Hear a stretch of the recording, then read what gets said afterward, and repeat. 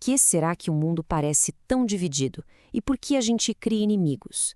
Para tentar achar uma resposta, vamos mergulhar num conceito bem poderoso que explora aquelas partes escondidas de nós mesmos e como elas acabam moldando o mundo ao nosso redor. Pensa um pouquinho sobre isso. Todo mundo tem uns traços na personalidade que a gente prefere, sabe, deixar guardado. Um lado que talvez pareça meio estranho, inadequado, ou quem sabe até um pouco sombrio. E é essa ideia que serve de porta de entrada para o nosso papo de hoje. Imagina só, em 1986, em plena Guerra Fria, vários psicólogos se reuniram em Berlim, uma cidade literalmente cortada ao meio por um muro. E o tema deles? O arquétipo da sombra num mundo dividido. O cenário, vamos combinar, não poderia ser mais perfeito para ilustrar como as nossas divisões internas aparecem do lado de fora.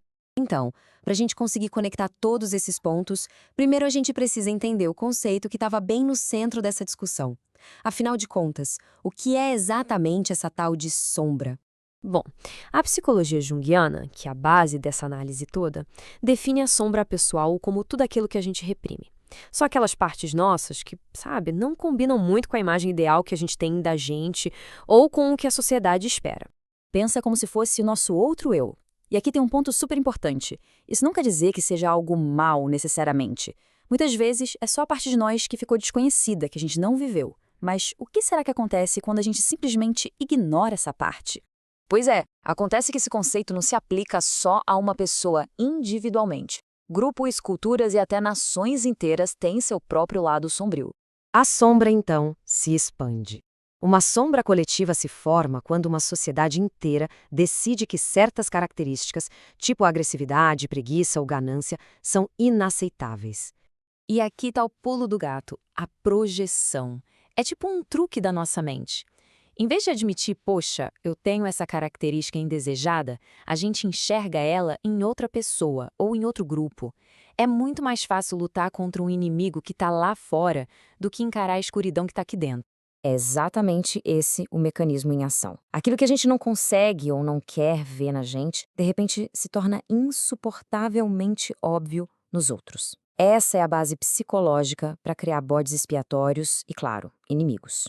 E os psicólogos lá em Berlim identificaram esse padrão em todo lugar.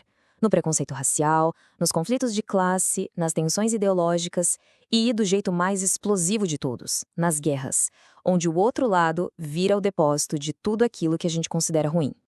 Agora, vamos ver como esse conceito se encaixa perfeitamente no maior conflito da época em que esse material todo foi produzido, a Guerra Fria.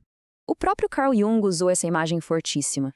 O que ele estava sugerindo é que essa demonização intensa entre o Ocidente e o bloco soviético era, em grande parte, uma projeção mútua da sombra. Cada lado via no outro a personificação dos seus maiores medos e das falhas que reprimia.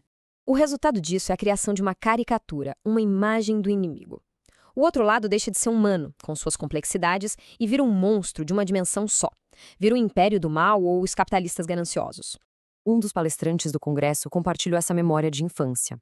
Olha só como isso mostra o jeito que essas imagens de inimigos são plantadas desde cedo e criam um medo quase existencial. O medo não era só de um ataque, mas de perder a própria identidade. Bom, tudo isso pinta um quadro bem pesado, né? Mas a discussão lá em Berlim não foi só para diagnosticar o problema. Os psicólogos também estavam buscando um caminho para a cura. A conclusão deles foi, na verdade, bem radical. A paz no mundo começa com a paz interior. A tarefa não é eliminar o mal lá fora, mas sim retirar nossas projeções e reconhecer a nossa própria capacidade de fazer as mesmas coisas que a gente condena nos outros. Essa citação do prefácio do livro resume tudo de uma forma perfeita. Reconhecer a nossa própria sombra nos torna mais humildes, mais completos e com menos vontade de demonizar os outros. É um ato de coragem psicológica, na verdade. A mensagem final, então, é essa: um chamado à introspecção. O verdadeiro trabalho de construir a paz não acontece nos campos de batalha externos, mas sim no terreno desafiador da nossa própria mente. O muro que inspirou essa discussão toda não existe mais. Mas as divisões, os preconceitos e as imagens de inimigos com certeza continuam por aí. A pergunta que fica é: onde a gente está projetando as nossas sombras hoje em dia? Em quem estamos vendo a encarnação de tudo aquilo que a gente mais teme? Refletir sobre isso talvez seja o primeiro passo para construir um mundo um pouquinho menos dividido.